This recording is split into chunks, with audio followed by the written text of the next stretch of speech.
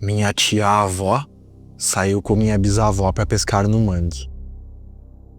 Era uma manhã tranquila. Em poucos passos já estavam cercadas pelo cheiro forte de lama e pelo barulho distante da maré. Mas num piscar de olhos, minha tia sumiu. Minha bisavó olhou para todos os lados, chamou o nome dela até a voz falhar, mas não havia resposta. O coração disparou. Correu para pedir ajuda. Amigos, parentes e vizinhos se juntaram, lanternas na mão, vasculhando cada canto do mangue. Procuraram a tarde inteira e a noite engoliu o dia sem que encontrassem nada. Foi então que uma mulher próxima da família, conhecida por suas rezas, se ofereceu para tentar descobrir. Ela contou depois que, em um sonho, uma voz lhe disse que minha tia havia sido encantada pela entidade guardiã daquele mangue e que, se fosse pedida a devolução, poderia ser entregue.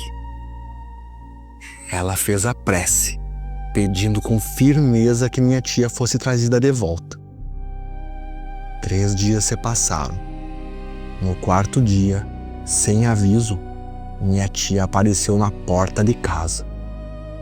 Estava coberta de lama, com os olhos fundos e um vazio no olhar. Não lembrava de nada, nem do momento em que sumiu, nem de onde esteve.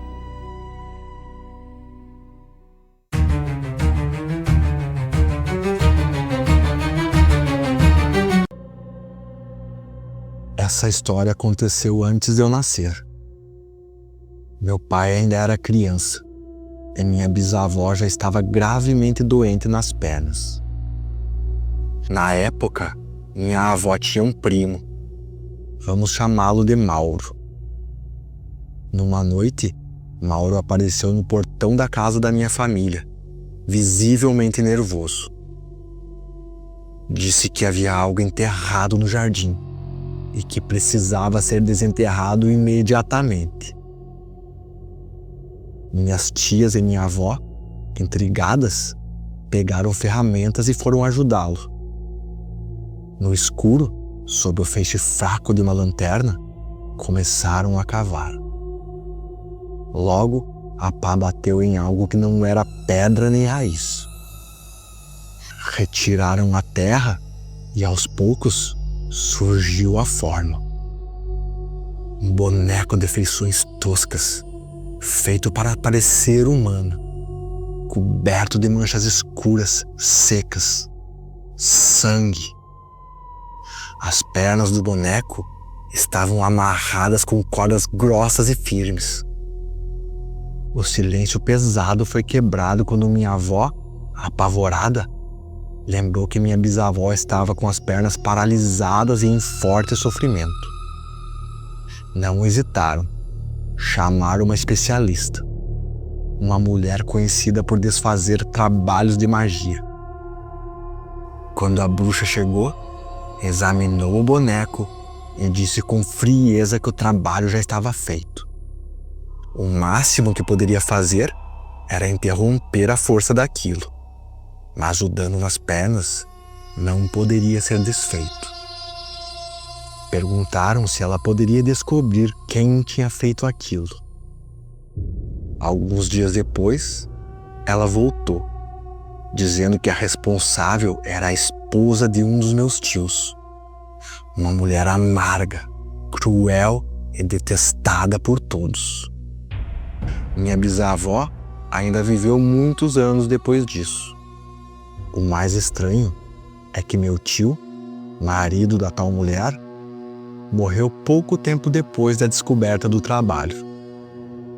Nunca o conheci pessoalmente, mas, segundo contam, no temperamento e no jeito, sou terrivelmente parecido com ele.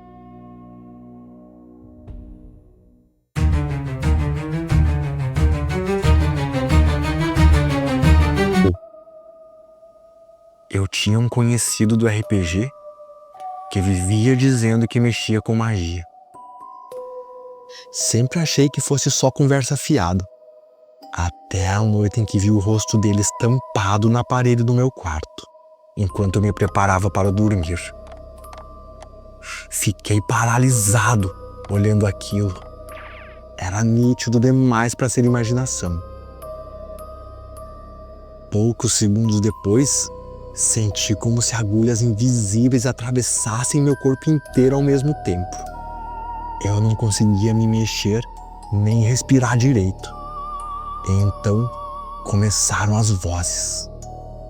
Eram abafadas, repetindo palavras estranhas, numa língua que eu nunca tinha ouvido. Foi quando uma figura se materializou diante de mim. Um homem transparente, usando um turbante. Ele me encarou fixamente e, com uma voz grave que parecia vir de dentro da minha cabeça, disse que eu precisava sair dali imediatamente. Nesse instante, como se um peso tivesse se soltado, eu pulei da cama e corri para o quarto dos meus pais. Passei a noite em claro, com o corpo inteiro tremendo. Na manhã seguinte, a moça da faxina entrou para arrumar meu quarto e encontrou um colar escondido entre o colchão e a base da cama. Também achou um anel de caveira atrás do meu computador. Joguei os dois no lixo, sem pensar duas vezes. Depois disso, nunca mais vi nem senti nada parecido.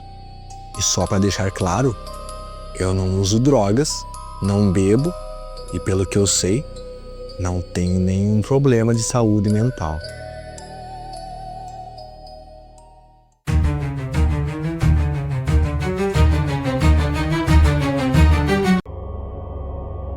Eu tinha 17 anos quando aconteceu.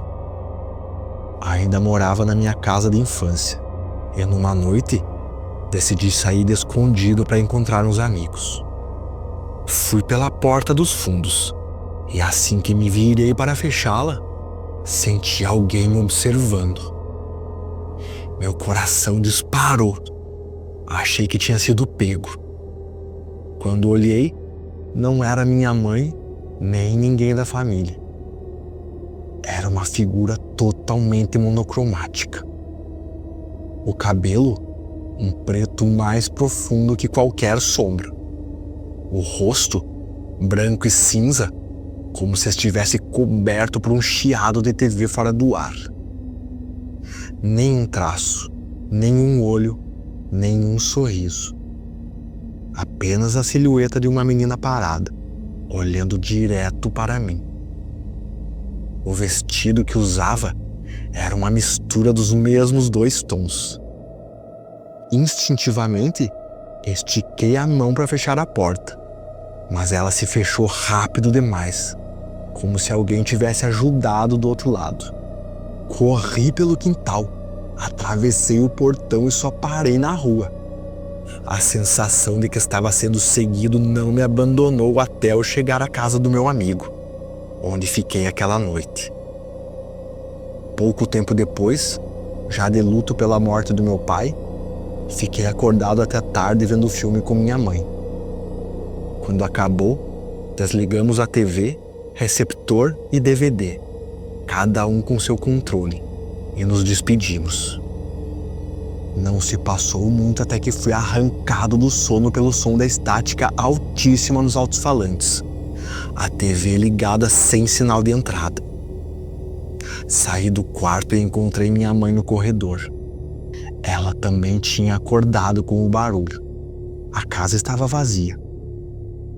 Anos mais tarde, quando já tinha uns 23 anos, resolvi contar para minha família sobre a primeira vez que vi a menina. Não consegui terminar a descrição. Minha mãe me interrompeu, dizendo que ela e uma amiga já tinham visto uma menina no nosso quintal, brincando. Disseram que parecia ter uns 12 anos.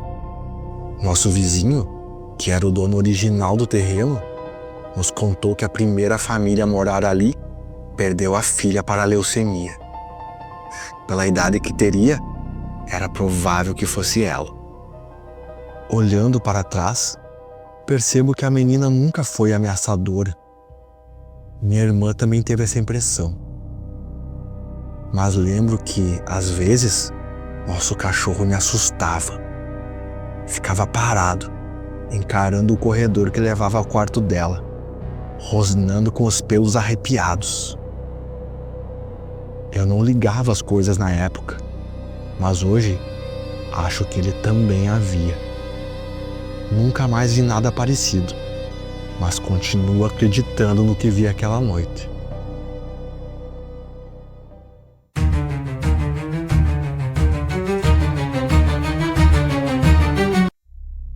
Em 2017, eu e 2 amigos, vou chamá-los de Lucas e André, resolvemos fazer uma trilha até o topo de uma cachoeira.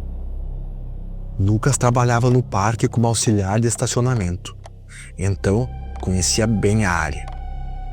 O plano era simples: subir, aproveitar o pôr do sol, dar um mergulho nas piscinas naturais e depois descer. Foi então que Lucas, que ia na frente, parou de repente. A luz do celular dele iluminava algo atrás de uma árvore, a uns 5 metros. Uma perna, ou pelo menos parecia. Antes que pudéssemos falar qualquer coisa, a coisa saiu correndo, cruzou o caminho e desceu o barranco em 2 saltos. Era bípede, do tamanho de uma pessoa, mas a pele parecia crua, sem roupa, sem pelo. O jeito como se movia não era humano.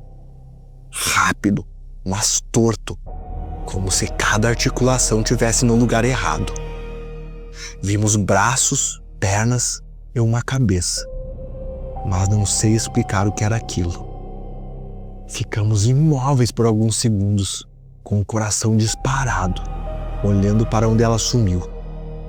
O silêncio voltou, mas a sensação de estar sendo seguidos não passou.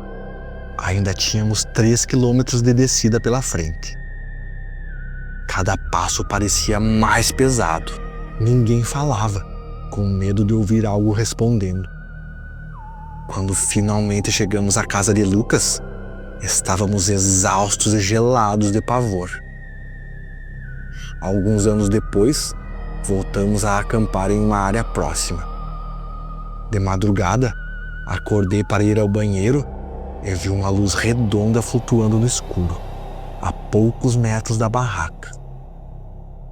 Não era lanterna, não era reflexo, só uma orbe brilhante, se movendo devagar. Lucas e André também viram. No dia seguinte, outro amigo que estava no acampamento disse que, durante a noite, ouviu passos e pedras sendo arremessados contra a barraca. Talvez tenha sido coincidência, ou talvez aquela coisa da trilha nunca tenha ido embora.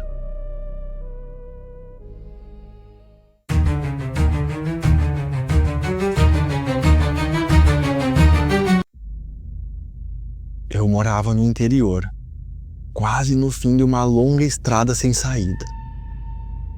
Lá no fundo, só havia 2 casas habitadas, a do meu pai e a de uma senhora idosa, no final da via. Perto da casa do meu pai, espalhados pelo terreno, havia alguns celeiros e galpões antigos, de tamanho médio, já com cheiro de madeira envelhecida e ferrugem. Eu costumava deixar minha gata sair à noite. Ela passeava pelo quintal e, quando queria voltar, arranhava minha janela. Naquela noite, fiz o mesmo, mas o tempo passou e nada dela.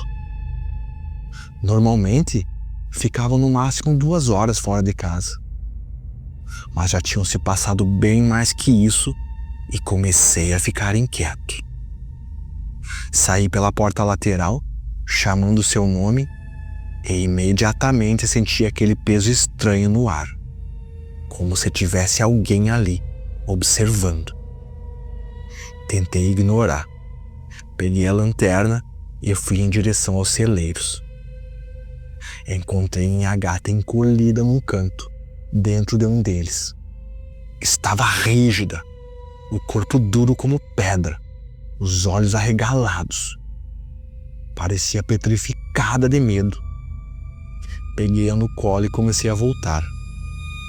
Dei apenas 2 ou 3 passos quando, de repente, uma luz intensa cruzou o céu bem acima de mim, iluminando tudo como se fosse um relâmpago. No mesmo instante, ouvi um som estranho, grave e metálico, que vibrava no ar. Minha gata enlouqueceu, começou a me arranhar e a rosnar desesperada, coisa que nunca tinha feito. Soltei-a instintivamente e ela disparou em direção à casa como se sua vida dependesse disso. Corri logo atrás. Nunca descobri o que foi aquilo. Já li sobre cometas e meteoros, mas nada explica aquele som, nem a reação que vi nos olhos da minha gata.